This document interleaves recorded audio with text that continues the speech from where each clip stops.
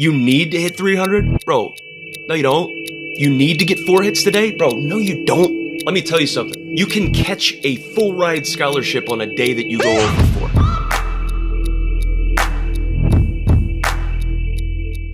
4. Every player slumps. The difference between the guys who make it and the ones who don't is how they respond to it. I've had slumps ruin my season before. I've also had slumps where I made the smallest change, I locked back in, and I ended up finishing strong, ended up getting promoted. Today, I'm breaking down exactly how the best players in the world handle slumps and how you can do the same. So we are underway right now in the baseball season. You're either hot or cold. There is no in between. We are going to have periods where we can do no wrong, and we are going to have periods where we can't seem to figure out what's going on. In the game of baseball, there is no just getting by, okay? You're either hot or you're cold. What we want to do is we want to prolong momentum. We want to keep things simple, and we want to stay hot when we get hot.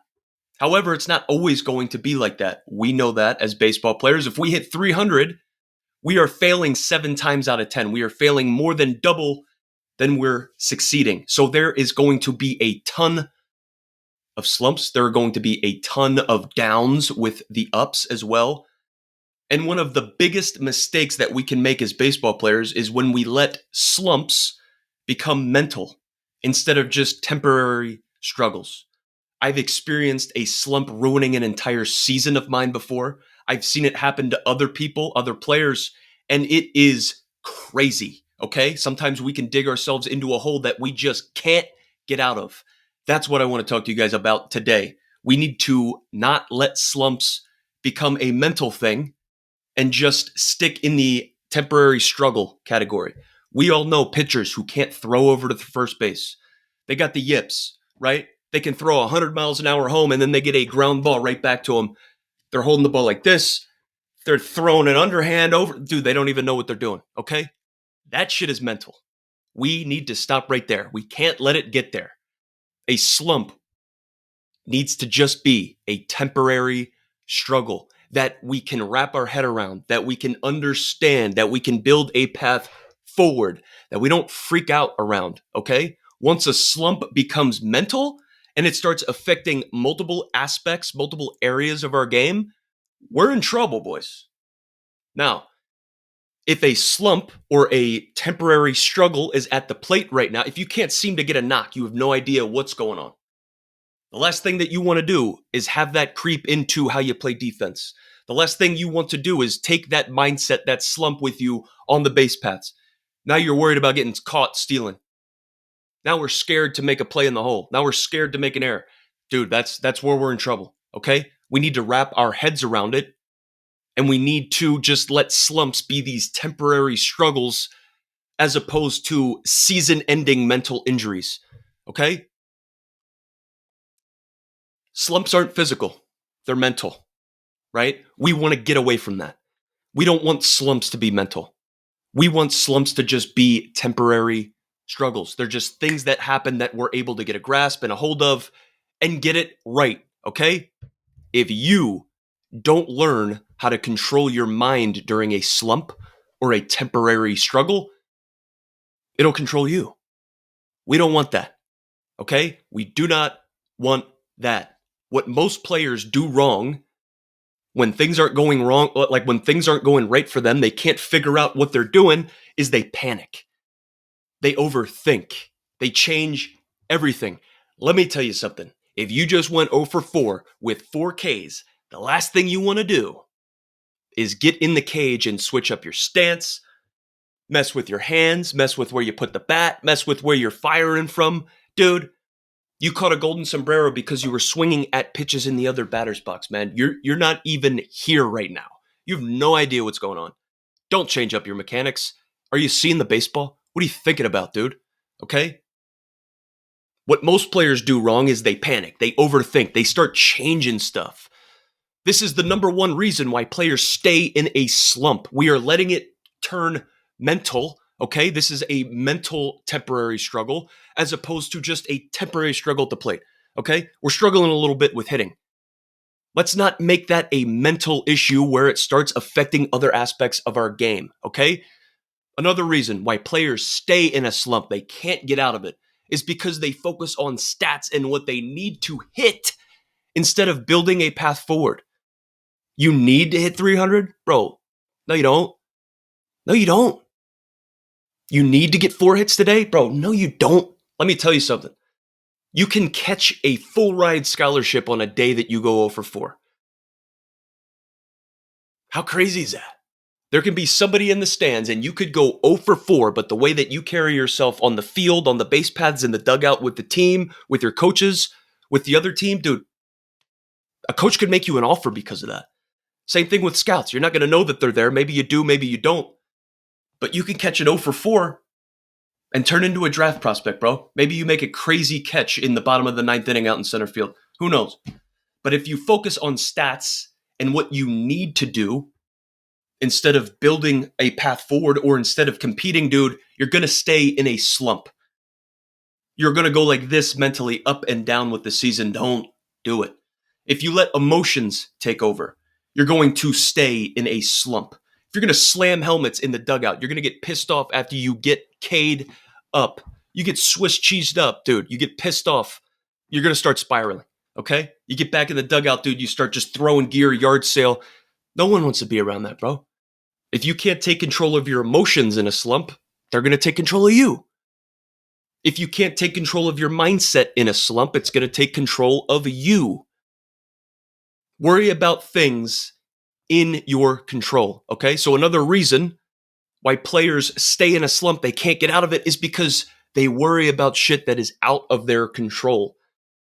If I don't get 4 hits tonight, the coach is not going to start me on Saturday. If I don't have a good series this weekend, this 3-game series, this tournament, if I don't get 12 hits in 3 games, that coach isn't going to offer me a full ride. We are worried about stuff outside of our control. Playing time, getting passed up, bad luck. Dude, there's a ton of failure if you're a 300 hitter. And once the once the ball leaves our bat, we have zero control over what happens. If it's a base hit, if it's an error, ground ball, double play, sack fly, fielder's choice, dude, we have zero control over that stuff. So let's start locking in on the stuff that we can control. We can be on time. We can have a plan. We can have an approach. We can see the baseball. We can think good thoughts. We can control that stuff. Okay? The number one reason why players stay in a slump is because they let slumps become mental instead of temporary struggles. You know what the best players do instead? Instead of letting it control them and spiral and ruin a whole freaking season, they separate their emotions. They separate their performance. They separate themselves from that stuff, and they control what they can, okay? That is paramount to not only success, but getting out of a slump. You want to stay in a slump? Worry about the stuff that you can't control. Focus on stats. Focused on changing everything up, right? I promise you'll stay in a slump, okay? Promise. A little personal story for you. So I personally, like I said, have had seasons ruined because of slumps, and it sucks, okay? But I actually beat a slump, and I got promoted. So in 2015, dude, I was in high A, was coming off of a back injury. 2014, I broke my back. Played 45 games with a broken L5 vertebrae. I needed a big 2015, all right? Needed a big year. Was putting all this pressure on myself. 2015, I'm in high A. I come back, need to have a big year. Have to hit this amount. Have to steal this amount. Have to do this in the outfield. I started off slow, dude. I had no direction, okay? I was just playing. I was just hoping things were going to work out. I was just going with the flow, just grinding, trying to do more effort, trying to put in more reps, and I had no path. I made a small but powerful change. I actually set a conscious goal. So I set a goal for the end of the month. I wanted to hit 250 in like the first 30 days of the season. I wanted to hit 250. That was my conscious goal. I wasn't just trying to get hits anymore. I wasn't just trying to get up there and get 3 knocks per game. I aimed at hitting 250. I had a clear, conscious depicted goal. And instead of focusing on what I couldn't control, I locked in on my preparation. I locked in on the hours leading up to the game, making sure I was ready to compete, had a plan, was on time. I was locked in on the controllables. I stopped obsessing over my stats and I started focusing on building towards something. It's crazy how that works. It is crazy how that works. I trusted that the results would come because I was so locked in on my preparation in the controllables. And guess what, dude? They did. I trusted the results would come 39 games in, right? I had 30 game goal in the first 30 games, bro. I wanted to hit 250. 39 games in, I got promoted. Was hitting 296 and I got promoted up to double A. Ooh, I rolled my tongue there. Promoted up to double A. That's the difference. If we let this stuff control us, if we can't wrap our heads around it, build a path forward, we got no chance. The difference, the best players, major league players, or the ones that have had success with slumps have gotten out of it. The best players don't let slumps define them. The best players don't let a slow start dictate how they are going to perform the rest of the season. They make adjustments. They focus on the process and they keep going. They keep going. They keep grinding. They keep working. However you want to say it. I say keep grinding. I love that. The best players don't let slumps affect them. They just keep grinding. Now, this is a success story, right? I overcame a slump. I got promoted. I'm sure you guys have had that same exact happenstance happen to you, whether it was a promotion that resulted from it or whether you finished 300 plus. That's fantastic. I've also had slumps, like we talked about, ruin an entire season, an entire year, more than one, to be completely honest with you. Not only did this slump ruin my career, but let's talk about what you should avoid from my experience, from what I've learned, okay? So a slump took me out mentally, ruined an entire season or two. This is the stuff that we need to protect against. So this slump that absolutely killed my season, I let outside noise just eat me alive. I let shit that was outside of my control eat me alive, and it turned me into a player that I just couldn't compete. Check this out. So when I talk about the All-Star break in professional baseball, the All-Star break is strategically around like the center point of the season, dude. So if it's a 140 game season, you'll play 70 games in the first half, you'll have the All-Star break, and then you'll go through that last 70 game season. I was hitting 290 at the All-Star break. 290, 70 games in. Think about that. Think about how crazy that is. Then I started worrying about things outside of my control. Who was going to get called up? This was in Double A, where you're technically one call away from the big leagues. So I'm in Double A hitting 290 at the All-Star break, having a damn good year. And then I start worrying about things outside of my control. Somebody got traded. Somebody got promoted. There was an outfielder that got traded for over here. Dude, Guillermo Heredia, 2016. He got traded over here and he signed, came over here. I think Boog Powell came over here as well. That's a name. These guys are coming over and these guys are getting opportunities in front of me. They're getting called up, dude. They're getting promoted. I'm like, bro, what's going on? I'm hitting 290 at the All-Star break, and then I start worrying about things that are outside of my control. Who's getting called up ahead of me? Opportunities that I'm not getting. Feeling like I'm getting passed up. Can't understand. I'm letting emotions get in the way. Bro, I ruined the freaking season. My hard work, what I did in the offseason, washed away. The hot start, hitting 290 in 70 games is nuts. Gone. Instead of focusing on like getting better day after day on the shit that I could control, I spiraled mentally. So I let the stuff, the outside noise, the external factors affect the internal voice. I started doubting myself. That's what I started focusing on. And dude, at the end of the year, I think I just finished above 250. Maybe just finished above 260. That's bad. That's bad. That's a terrible second half. We can't have that. We can't waste a series. We can't waste a month. We can't waste a season just because we let a slump screw us up, take us out mentally.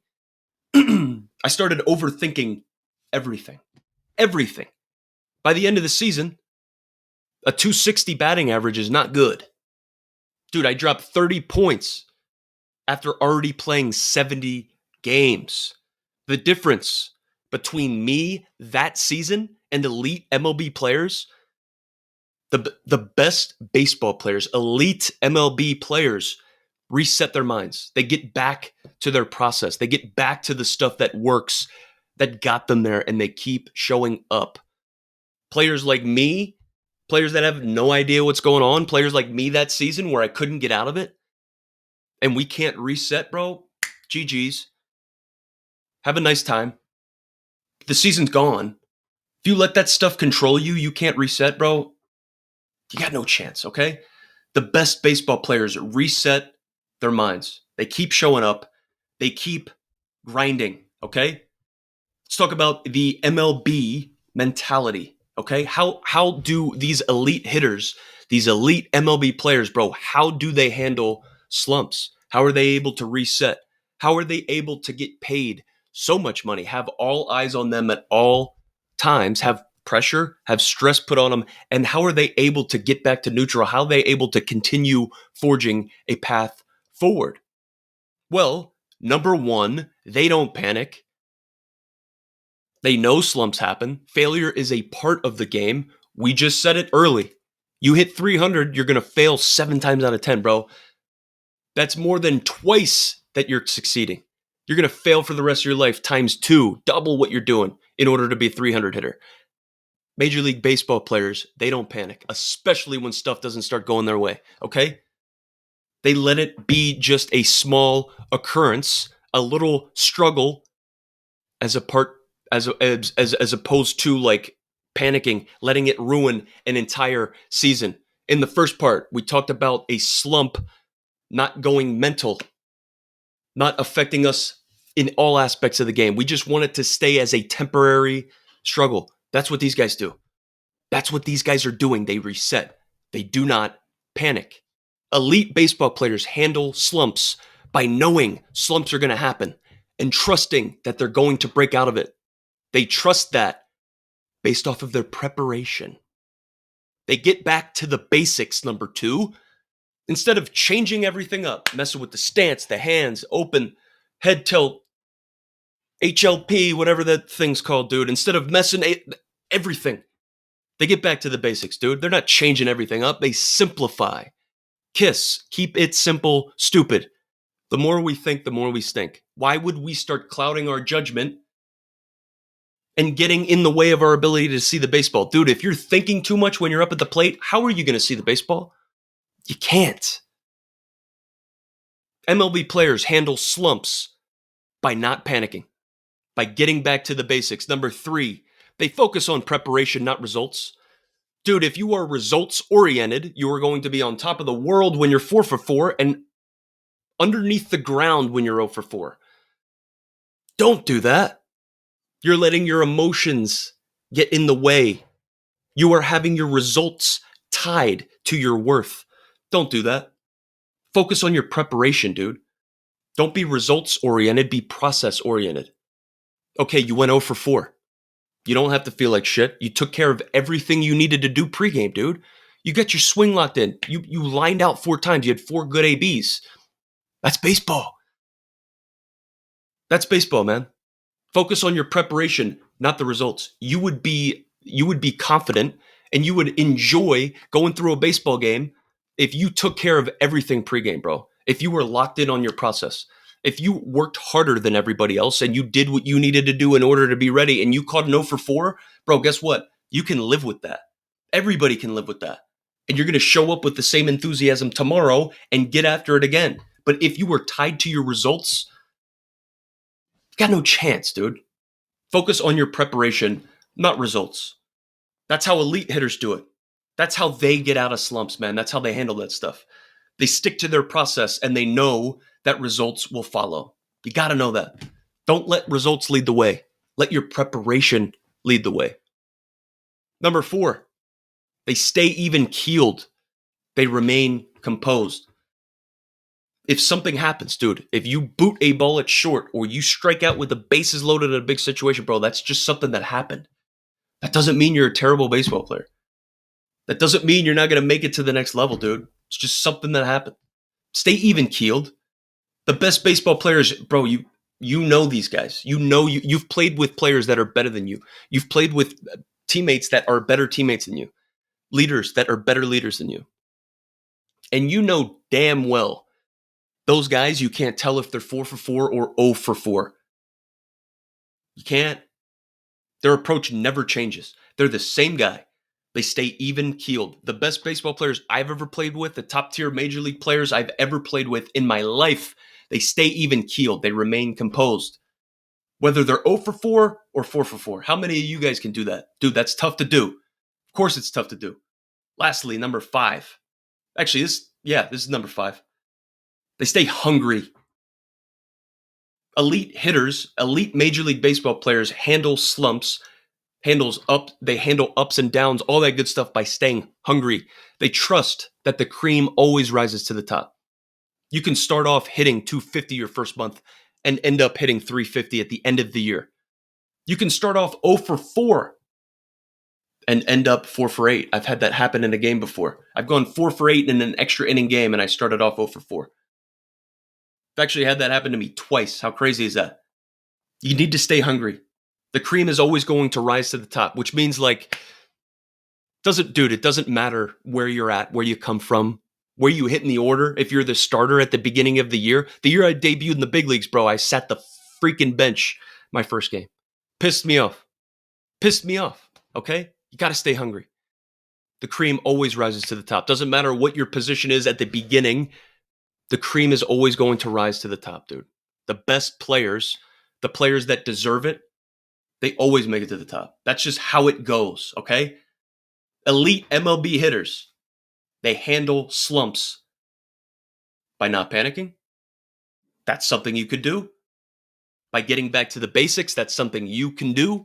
By focusing on preparation, not results, that's something you can do. By staying even keeled, that's something you can do. And by staying hungry, that is something you can do. These guys do this on a day-to-day basis against the best pitchers in the world over and over and over again. You guys can start doing this and implementing this stuff into where you're at right now. Slumps happen to everyone.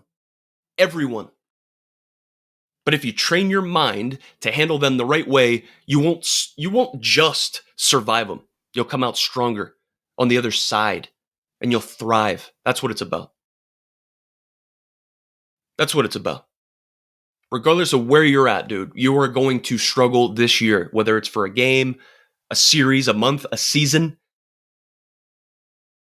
If you can't control your mindset and your emotions when this stuff is going on, bro, it is going to control you. Slumps happen to everybody. It's going to be your ability to respond and keep grinding that is going to determine your success.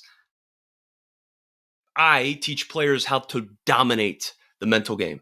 This stuff that we're talking about right here, I teach players how to dominate this stuff. Because honestly, bro, think about it. 90% of baseball is mental. 90% of baseball is mental, dude. You could have a first rounder type ability and a Hall of Fame swing. What good does that do you if the mind's flustered and you can't see the baseball? You have no plan. You have no idea how to handle failure. You have no idea what you're doing. Good luck, brother. I teach players how to dominate the mental game, especially when it comes to this stuff. If you're struggling with slumps, DM me. Shoot me a message. Message me the word slump and let's get to work. If you focus only on results, you're always going to be at the mercy of failure. Always. If you focus on your process, you'll stay in control no matter what. Nothing is going to be given to you at any level, in any sport, in any endeavor. Nothing's going to be given to you. Everything is going to be earned. Keep grinding.